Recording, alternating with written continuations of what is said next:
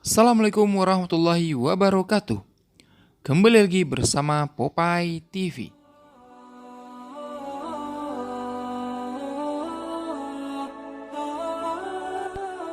Ka'bah yang merupakan titik sentral ibadah haji dan umroh, merupakan kiblat umat Islam dan juga merupakan simbol ketauhidan. Tapi tahukah kalian, sebelum ajaran Islam dibawa Nabi Muhammad SAW, ternyata bangsa jahiliyah di sekitar Ka'bah pernah menyandingkan Ka'bah dengan berhala-berhala. Nauzubillahi min zalik. Kalian mau tahu penjelasan lengkapnya? Serta seperti apa wujud-wujud dari berhala-berhala tersebut? Tonton video berikut sampai habis.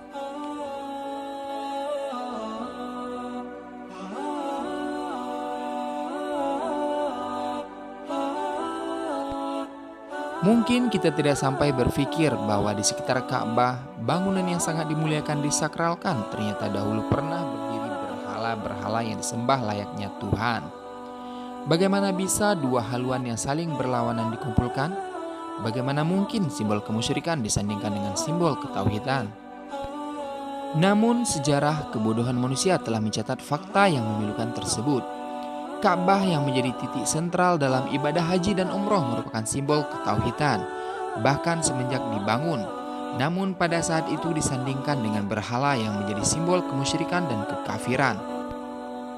Logika mereka dapat menjelaskan dengan kenyataan bahwa selama sejarahnya, Ka'bah dianggap sebagai tempat yang mulia dan penting di mata mereka. Ketika manusia jahiliyah itu menganggap berhala sebagai sesuatu yang mulia dan bahkan berhak disembah, maka mereka pun kemudian meletakkan berhala-berhala tersebut di sekitar Ka'bah. Mereka kaum jahiliyah membuat patung dan membawa patung sesembahan di sekeliling Ka'bah. Hingga Islam datang dan menghancurkan semua berhala-berhala tersebut. Ada beberapa berhala yang sangat terkenal pada waktu dan banyak disembah oleh masyarakat di sana pada waktu itu. Di antaranya adalah Hubal, Lata, Uzza, Manat, merupakan 4 berhala yang paling banyak disembah. Seperti di dalam Al-Quran telah disebutkan beberapa ayat tentang penyembahan berhala. Apakah mereka mempersekutukan Allah dengan berhala-berhala yang tak dapat menciptakan sesuatu pun? Sedangkan berhala-berhala itu sendiri buatan orang. Surat Al-A'raf ayat 191. Dan berhala-berhala yang mereka seru selain Allah tidak dapat membuat sesuatu apapun. Sedang berhala-berhala itu sendiri dibuat orang. Surat An-Nahl ayat 20. Yang pertama adalah Hubal. Menurut riwayat, berhala Hubal itu terbuat dari batu akik merah seperti orang. Tangan sebelah kanan telah patah.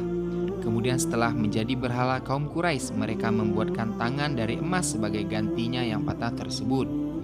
Menurut riwayat lain, Hubal ditaruh di dalam Ka'bah dan dijadikan berhala terbesar di dalam dan di luar Ka'bah. Sebagai bawahan Hubal dibuat pula berhala Manat, Lata, dan Uzza yang merupakan berhala penduduk lokal. Selanjutnya adalah Lata.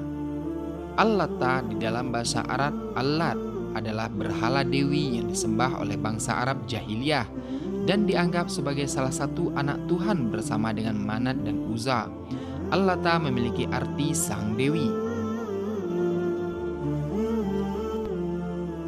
Maka apakah patut kamu hai orang-orang musyrik menganggap Al-Lata dan Al-Uzza dan Manat yang ketiga, yang paling terkemudian sebagai anak perempuan Allah? Apakah patut untuk kamu anak laki-laki dan untuk Allah anak perempuan? Yang demikian itu tentulah suatu pembagian yang tidak adil. Itu tidak lain hanyalah nama-nama yang kamu dan bapak-bapak kamu mengada-adakannya. Allah tidak menurunkan suatu keterangan pun untuk menyembah mereka. Mereka tidak lain hanyalah mengikuti sangkaan-sangkaan dan apa yang diingini oleh hawa nafsu mereka. Dan sesungguhnya telah datang petunjuk kepada mereka dari Tuhan mereka. Surat An-Najm ayat 19 sampai dengan 23. Yang ketiga adalah Uzza. Al-Uzza di dalam bahasa Arab yang terkuat adalah salah satu berhala yang disembah oleh bangsa Arab jahiliyah. Berhala ini dianggap sebagai salah satu anak Tuhan bersama dengan Lata dan Manat. Uzza dianggap sebagai dewi perang suci. dan yang paling muda di antara berhala dewi yang lain. Berhala pohon dari Salam yang terletak di lembah Naklah yang terletak antara Mekah dan Taif. Di sekitarnya terdapat bangunan dan tirai-tirai. Berhala ini juga mempunyai pelayan dan penjaga. Yang keempat adalah Manat. Manat di dalam bahasa Arab, Manat adalah berhala yang terbuat dari batu keras milik Bani Huzail di Gunung Kudait. Al-Mushallal, berhala ini menghadap ke arah Laut Merah yang berjarak dari pesisir pantai kurang lebih 40 km dan dari Madinah berjarak sekitar 4 mil. Kabilah Khuza'ah, Aus, Khazraj, Al-Azad, dan Ghassan dahulu sering menyucikan dan menziarahinya.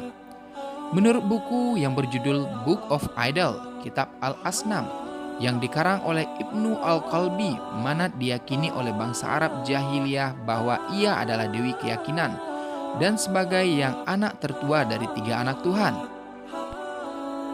Ia dikenal juga dengan nama Manawat bagi suku Nabatea dari Petra, yang sejajar dengan Dewi Nemesis yang dianggap sebagai istri Hubal. Book of Idols juga menuliskan bahwa suku Quraisy, suku penguasa di Mekah, begitu pula dengan suku Arab lainnya yang melanjutkan untuk menyembah Manat, sampai diutusnya seorang nabi yang bernama Nabi Muhammad Sallallahu Alaihi Wasallam pada 8 Hijriah. Pada tahun itu Allah memberikannya kepada Muhammad sebuah kemenangan dalam pertempuran Mut'ah. Ketika Nabi Muhammad SAW sejarak 4 atau 5 malam dari Madinah, ia kemudian mengirimkan berita secara tertulis untuk menghancurkan berhala-berhala tersebut. Begitulah kisah keadaan Ka'bah dahulu pada zaman jahiliyah. Dan setelah kedatangan Islam dan Nabi Muhammad SAW, bersilah Ka'bah dari berhala-berhala sesembahan.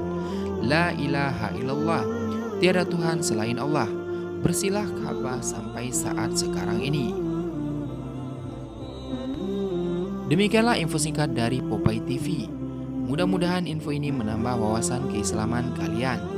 Jika kalian suka dengan info berikut, silakan kalian like dan share sebanyak-banyaknya agar semua tahu apa yang kalian tahu. Terima kasih sudah menonton video ini sampai habis.